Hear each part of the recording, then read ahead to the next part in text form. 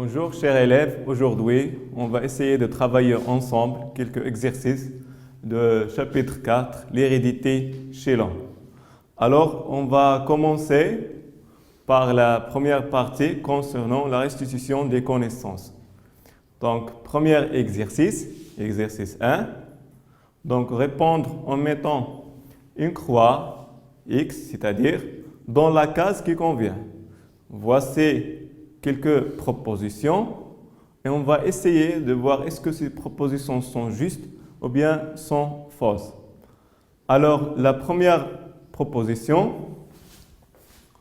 le programme génétique d'un individu est localisé dans le cytoplasme de ses cellules. Cette proposition, est-ce qu'elle est vraie ou fausse? Donc, on sait que le programme génétique d'un individu se trouve dans le noyau et ne se trouve pas dans le cytoplasme. Donc, cette proposition, elle est fausse. Alors, pour B, la formule chromosomique d'une femme est 22 paires de chromosomes plus X. Alors, on sait que la formule chromosomique d'une femme, c'est 22 paires de chromosomes qui ne sont pas sexuels, plus 2 chromosomes sexuels, XX. Ce n'est pas un seul X. C'est pour cela, cette proposition, elle est aussi fausse. Deuxième proposition, toutes les cellules d'un individu hors gamète ont la même information génétique que la cellule œuf. C'est-à-dire, toutes les cellules d'individus, ce sont des cellules somatiques, ont la même information génétique que la cellule œuf, bien sûr, sauf les gamètes, parce qu'on sait que dans les gamètes, il y a une réduction chromatide, c'est-à-dire qu'on passe de 46 chromosomes à 23 chromosomes. Donc, cette proposition, elle est juste, vraie. Elle peut avoir des difficultés lors des greffes d'organes entre des vrais jumeaux. Donc, les vrais jumeaux, ce sont deux individus qui proviennent de la même cellule œuf et de le même noyau qui se divise en deux. Donc, est-ce qu'il peut avoir des difficultés lors de greffes d'organes? Ça se passe rarement qu'il y a des difficultés. Dans les greffes d'organes chez les vrais jumeaux, on a la réussite de presque 100%. C'est pour cela on peut dire que cette proposition, elle est fausse. Une paire de chromosomes peut être constituée de 2 chromosomes d'origine maternelle ou de 2 chromosomes d'origine paternelle. Donc, on sait que les gamètes, ce qui donne l'individu, sont formés de 23 chromosomes dans le spermatozoïde et 23 chromosomes dans l'ovule. La fusion de 2 gamètes mâles et femelles, c'est-à-dire la fécondation, va donner un 23 plus 23, c'est 46 chromosomes qui constituent l'individu. Donc, chaque chromosome, il y a un chromosome. Si on prend par exemple le chromosome 1, il a 2 paires. Un chromosome vient d'origine maternelle et un chromosome d'origine paternelle. Et n'est pas les deux, que ce soit maternelle ou paternelle. Donc, cette proposition, elle est fausse. Alors, on va passer maintenant à l'exercice suivant. 2. Pour chaque question, répondre en soulignant la proposition exacte. C'est une question à choix multiple. Les cellules, sauf les cellules reproductrices d'un organisme, possèdent. Est-ce qu'elles possèdent le même karyotype, des karyotypes différents, ou bien des karyotypes différents suivant le type de cellule? On sait que les cellules somatiques, c'est-à-dire sauf les cellules reproductrices d'un organe, elles ont le même nombre de chromosomes et les mêmes types de chromosomes. C'est-à-dire qu'elles ont le même karyotype. D'accord? Deuxième question. toutes les cellules d'un organisme proviennent de la cellule œuf, la cellule fille, la cellule reproductrice femelle. Donc la cellule reproductrice femelle, elle ne peut pas donner un nouveau individu. La cellule fille, c'est le résultat d'une simple division cellulaire. Donc, toutes les cellules d'un organisme elles proviennent d'une cellule œuf. Troisième proposition, chaque chromosome comprend 2 filaments, un seul filament, ou bien soit 1, soit 2 filaments suivant le chromosome considéré. Bien sûr, quand c'est la structure d'un chromosome, le chromosome il est formé de 2 filaments qu'on appelle chromatides, liés entre eux par un centromère. Donc, la réponse juste, c'est qu'il y a 2 filaments. Alors, on va passer maintenant à l'exercice suivant. Répondez aux questions suivantes. Voici des réponses courtes.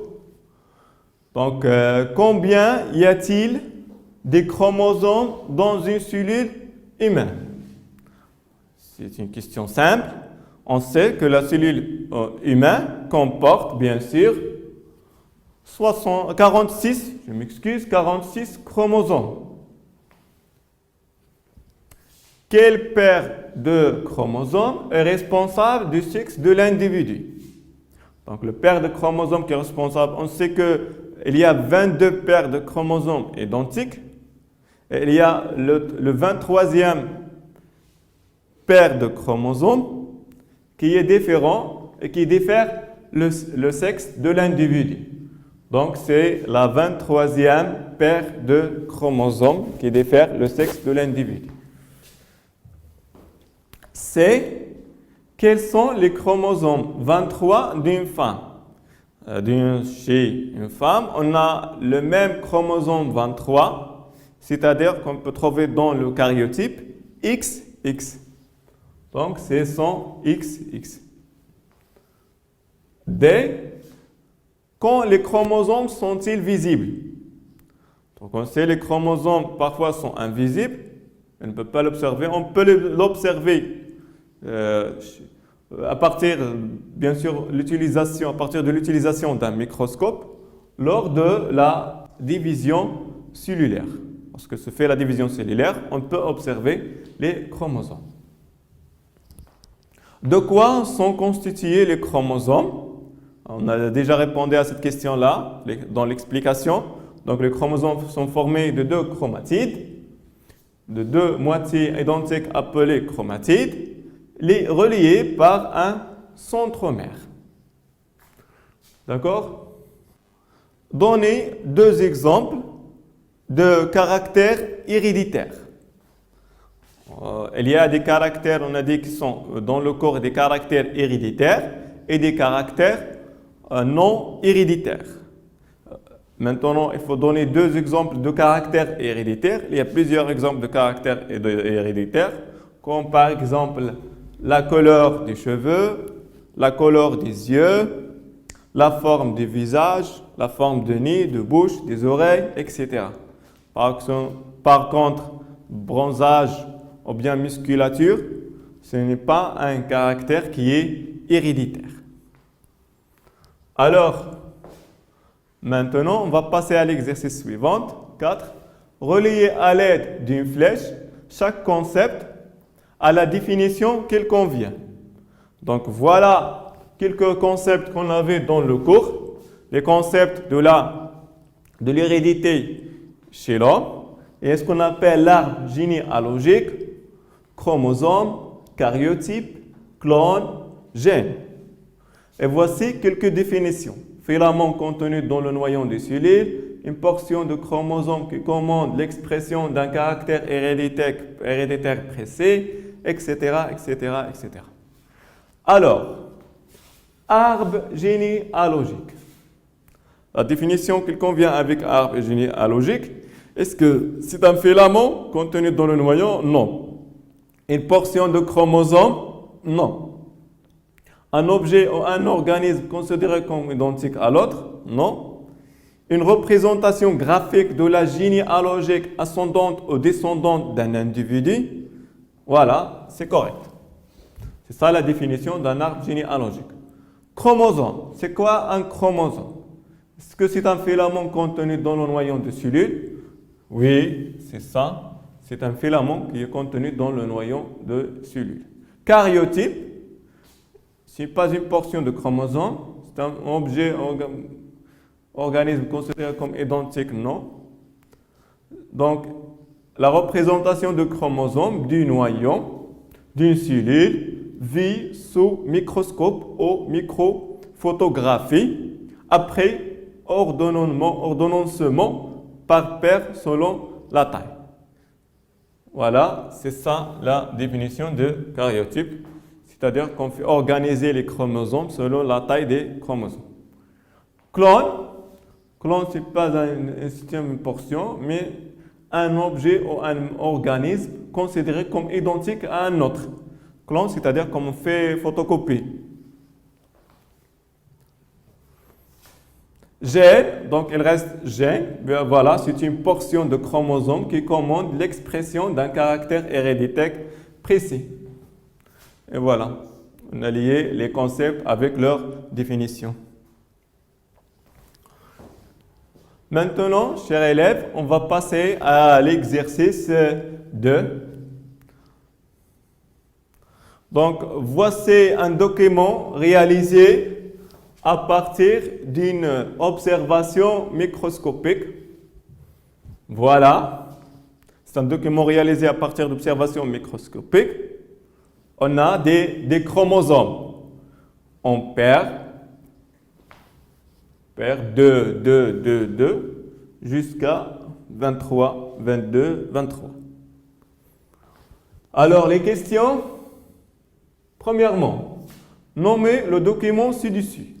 Le document qu'on a vu, c'est un karyotype d'une cellule humaine, ce qu'on appelle le karyotype. Citez le mode de classement des chromosomes. Si on revient au document, les chromosomes sont organisés par paire 2, 2, 2. Donc, les chromosomes sont classés par paire de plus grandes au plus petit, bien sûr. Donnez le nombre de chromosomes présentés dans une cellule humaine. On a déjà vu ça. Si on compte ici le nombre de chromosomes, on a 22 paires, c'est-à-dire 42, plus le paire XY, c'est 44, 45, 46. Il y a bien sûr 46 chromosomes dans la cellule humaine. Et donc, il y a 46 chromosomes dans une cellule humaine. Indiquez les chromosomes sexuels présents dans cette cellule. On a déjà vu que les chromosomes sexuels présents dans cette cellule, ce sont les chromosomes, le 23e paire de chromosomes, c'est-à-dire X et Y. Donc, c'est ça les chromosomes qui sont sexuels, X et Y. La dernière question, déterminer le sexe de l'individu qui porte ces chromosomes. Parce que cet individu porte le chromosome X et Y, donc elle a sexe masculin. D'accord? Maintenant, chers élèves, on va passer à la deuxième partie concernant le raisonnement scientifique. Et on va commencer par l'exercice 1. Pour étudier le caractère héréditaire couleur du pelage, c'est-à-dire la couleur de peau ou bien la couleur des poils, chez les souris, on commence par l'observation suivante. On a la reproduction chez les souris, on va commencer par cette observation-là. On a l'accouplement entre une souris mâle blanche et une souris femelle blanche. Donc la descendante sont blanches. Puis on a un accouplement entre une souris noire et plus une souris noire, mâle noir et femelle noire. On a des descendantes qui sont noires. Alors, lors de la reproduction, à quel moment les petits ont acquis leur couleur de pelage. Donc, les petits sont formés, bien sûr, après la fécondation. Lorsqu'il y a fusion de gamètes mâles et la gamète femelle, et précisément le noyau de gamète mâle avec le noyau de gamète femelle.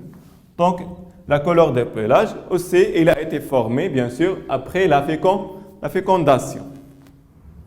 Alors, on va voir qui est le responsable de cette couleur de pelage. On va faire les expériences suivantes. On va prendre une souris blanche, fécondée par une souris blanche, mâle blanche, puis une souris noire, femelle, fécondée par une souris mâle, qui est noire aussi. Puis on va prélever les cellules œufs de la souris noire et de la souris blanche, puis on va faire échanger les noyaux. C'est-à-dire le noyau de la cellule œuf de souris noire, on va le donner à la cellule œuf de la souris blanche et vice-versa. Ensuite, on va replanter des cellules œufs dans les souris mères, la souris noire et la souris blanche. On a obtenu le résultat de petits comme ça. Donc la souris blanche a donné un petit qui est noir et la souris noire, elle a donné un petit qui est blanche. Donc le résultat obtenu s'oppose-t-il à celui de 1? Oui, c'est le contraire. Justifiez la réponse parce que la souris noire a donné un descendant qui est blanche. La souris blanche, je m'excuse, a donné un descendant qui est noir. Par contre, la souris noire a donné une descendante qui est blanche. Par contre, la souris blanche a donné une descendante qui est noire. Deuxième question, où il est donc localisée l'information relative au caractère couleur de pelage? Donc, on sait qu'on a fait changer les noyaux des cellules œufs. Donc, lorsqu'on a changé les noyaux des cellules œufs, on a obtenu des individus différents. Donc, la couleur de pelage se trouve dans les noyaux de cellules œufs. Donc, dans le noyau des cellules œufs. Chers élèves, maintenant, on va passer à l'exercice 2. Donc, voici un karyotype d'un individu atteint de mycoviscidose. Une anomalie au niveau des gènes perturbe la fabrication des muqueuses et provoque ainsi la maladie. Là, c'est une maladie qui touche des gens et qui provoque des crises respiratoires à cause de la manque de muqueuses, ce qui provoque une infection de l'appareil respiratoire chez ces individus-là. Alors, on va analyser ce karyotype. Voilà, il contient les 46 chromosomes d'une cellule. Et on a une gène dans le paire de chromosomes numéro 7, qui a cette anomalie. Alors, valider ou réfuter les hypothèses suivantes. Hypothèse 1. Donc, un nombre anormal de chromosomes est responsable de la mycoviscidose.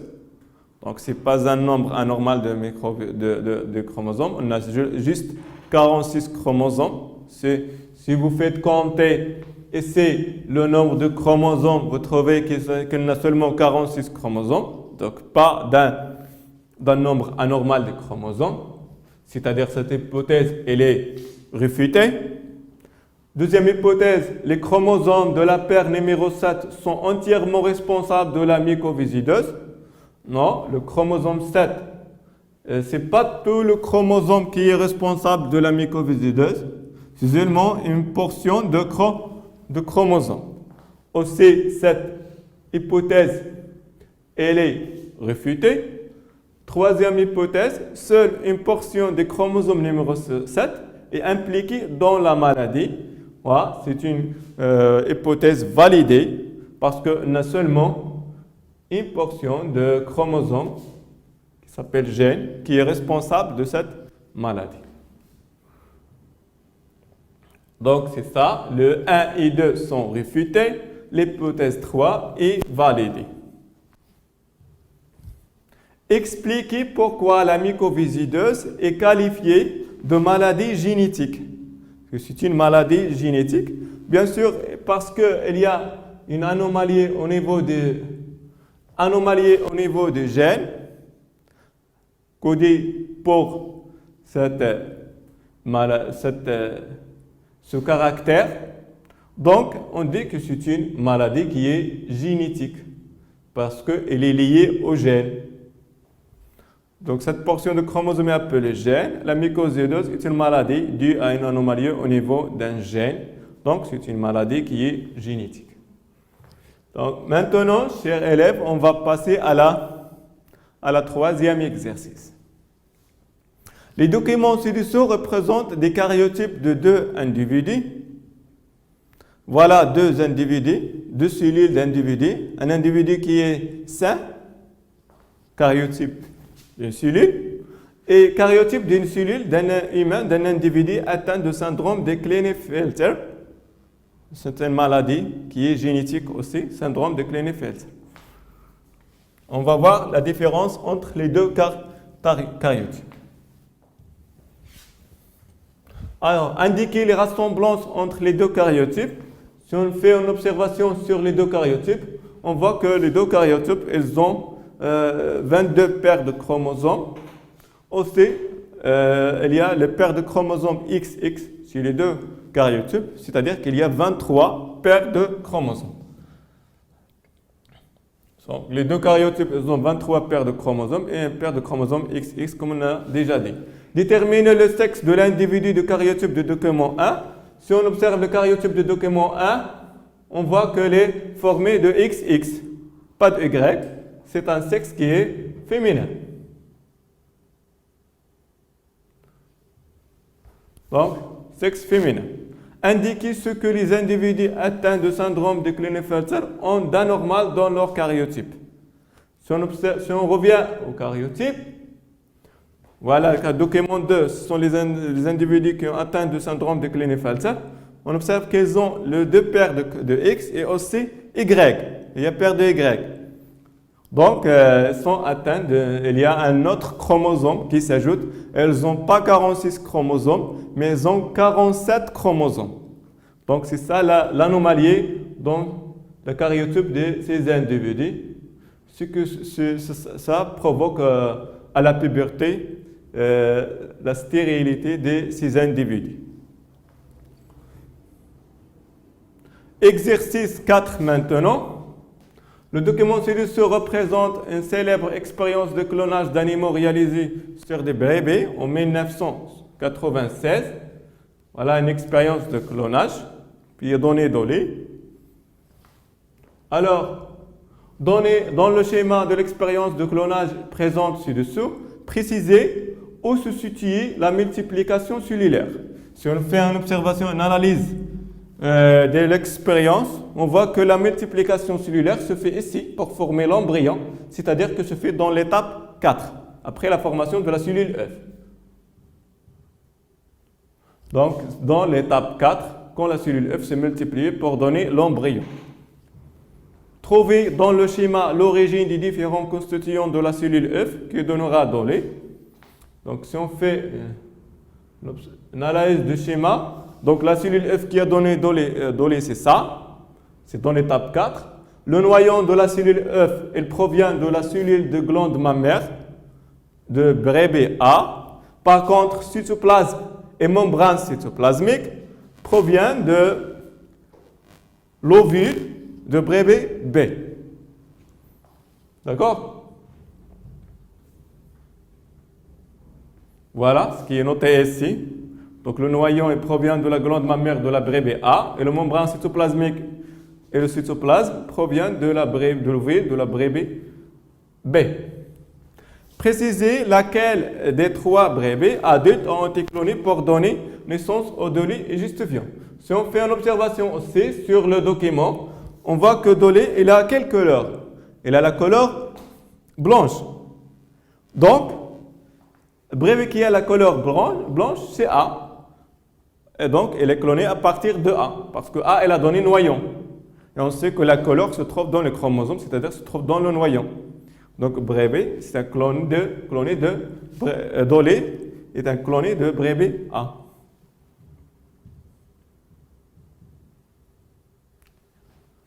Donc, le bébé A est cloné de bébé A, car il possède la même couleur que la bébé A, caractère qui est héréditaire contenu dans le noyau.